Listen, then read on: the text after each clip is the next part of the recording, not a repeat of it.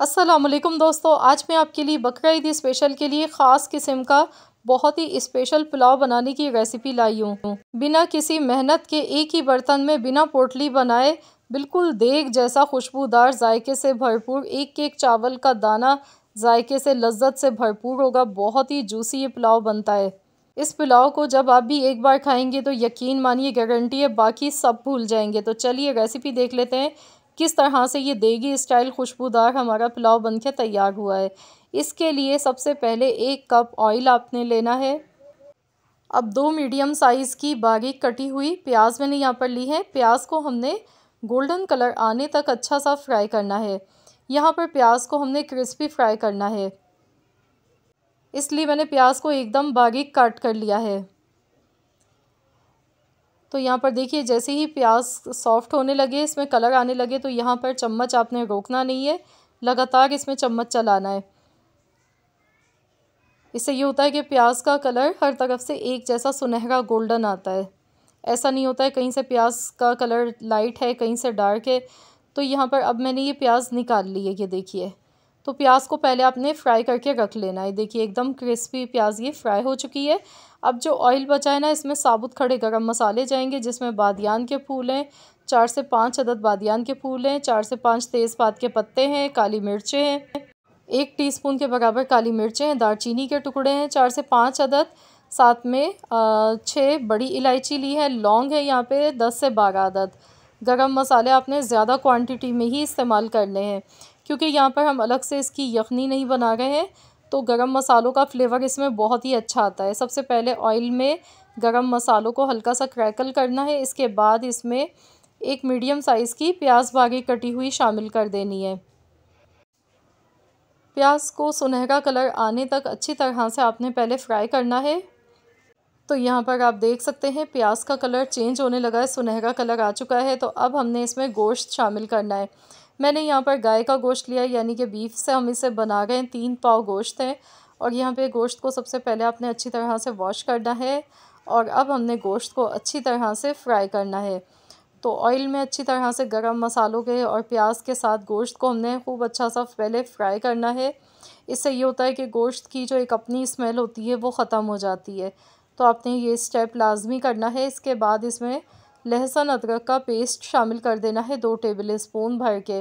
कोशिश कीजिएगा कि फ़्रेश पिसा हुआ अगर आप इस्तेमाल कर सकते हैं लहसुन अदरक का पेस्ट तो ज़्यादा अच्छा रहता है, क्योंकि इसमें बहुत ही अच्छा फ्लेवर आता है फ्रेश लहसुन अदरक के पेस्ट का। तो लहसुन अदरक के पेस्ट के साथ मज़ीद और हमने इसी तरह से गोश्त को खूब अच्छी तरह फ्राई कर लेना है। अब इसमें मैं थोड़ी सी हरी मिर्चें भी शामिल कर देती हूँ। तो यहाँ पे तकरीबन 4 से 5 हरी मिर्चें ही मैंने शामिल कर दी हैं इसमें।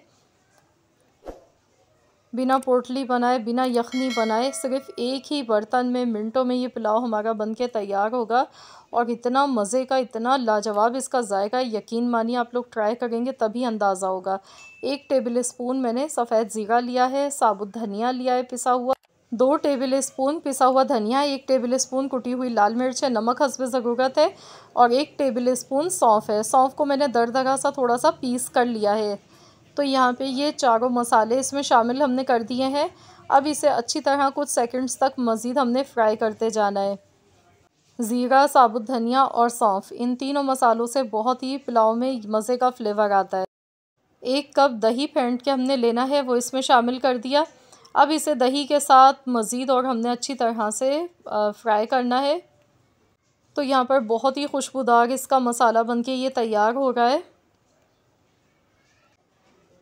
तो यहाँ पर अब हमने इसमें हस्बे ज़रूरत पानी शामिल करना है। इतना पानी शामिल करना है कि गोश्त गल जाने के बाद इसमें 1.5 लीटर के करीब पानी बाकी रहना चाहिए। इसका पानी ड्राई नहीं होना चाहिए। कच्ची प्याज यहाँ पर मैंने डाली है, आधी प्याज मैंने लिए, 1 मीडियम साइज़ की प्याज में से सिर्फ आधी प्याज लिए। इससे बहुत ही अच्छा सा फ्लेवर आएगा इस यखनी में। तो मैंने यहाँ पर प्रेशर कुकर लिया है, तो मैं इसे प्रेशर लगा गई हूँ तकरीबन 20 मिनट के लिए, या फिर इतनी देर के लिए आप इसे अगर नॉर्मल बर्तन में बना गए तो आपने इसे 1 से 1.5 घंटे तक अच्छी तरह से पकाना है, जब तक कि गोश्त इसमें अच्छा सा गल नहीं जाता है। तो मैं प्रेशर कुकर में बना गई हूँ, तो इसलिए मुझे 15 से 20 मिनट मुश्किल से लगे हैं। तो चलिए हम खोल कर देख लेते हैं यहाँ पर। तो ये देखिए अभी इसमें यखनी मौजूद है। तो आपने भी इसी तरह से गोश्त को गलाना है कि जो इसमें यखनी है ना, ये इसमें से ख़त्म नहीं होनी चाहिए, ये इसमें रहनी चाहिए, क्योंकि इसी में ही हमने चावल पकाने। तो यहाँ पर मुझे यखनी इसकी कम लग रही है, तो मैं इसमें थोड़ा सा पानी मज़ीद और शामिल कर देती हूँ। इसमें मैंने कुटी हुई लाल मिर्च डाली है थोड़ा सा फ्लेवर के लिए। आप चाहें तो मिर्चों को बिल्कुल स्किप भी कर सकते हैं। पानी में देखिए बॉयल आ गया, तो मैंने इसमें अब चावल शामिल कर दिए हैं। यहाँ पर आप इसमें चाहें तो यखनी में नमक भी चेक कर सकते हैं। इस पॉइंट पर नमक आपको जितना कम लगे आप उतना ही इसमें डाल लें। मुझे भी कम लग रहा था तो मैंने मज़ीद और नमक इसमें शामिल किया है। तो देखिए बहुत ही आसान सा आपको तरीका बता रही हूँ कि आप मिनटों में बना सकते हैं। घंटों का काम मिनटों में हो जाएगा, ना तो बहुत ज़्यादा बर्तनों का इस्तेमाल होगा यखनी बनाने के लिए, पोटली बनाने के लिए। कितना आसान सा मेथड है। अब मैंने ऊपर से मिर्चें थोड़ी सी डाली हैं, इससे बहुत ही अच्छी खुशबू इसमें आएगी। साथ ही में पुदीने के पत्ते थोड़े से डाले हैं। बीफ पुलाव में पुदीने की खुशबू बहुत ही ज़बरदस्त लगती है। पुदीना, हरी मिर्च की खुशबू और साथ में गरम मसालों की खुशबू बहुत ही ज़बरदस्त लगती है। तो यहाँ पर चलिए मैं इसे कवर कर देती हूँ। चावल में भी थोड़ा सा पानी मौजूद है, लेकिन चावल अभी काफ़ी कच्चे हैं, तो इसलिए मैं इसे दम वाली आंच पर मैं इसे रख रही हूँ। तो मैंने यहाँ पर टोटल 12 मिनट के लिए दम पर लगा दिया था, ताकि हमारे चावल एकदम जूसी और सॉफ्ट बने। तो ये देखिए माशाल्लाह अल्हम्दुलिल्लाह कितने ज़बरदस्त चावल एकदम सॉफ़्ट हो चुके हैं और खिले हुए हैं। सबसे बड़ी बात ऐसा नहीं है कि चावल खिले हुए नहीं बने।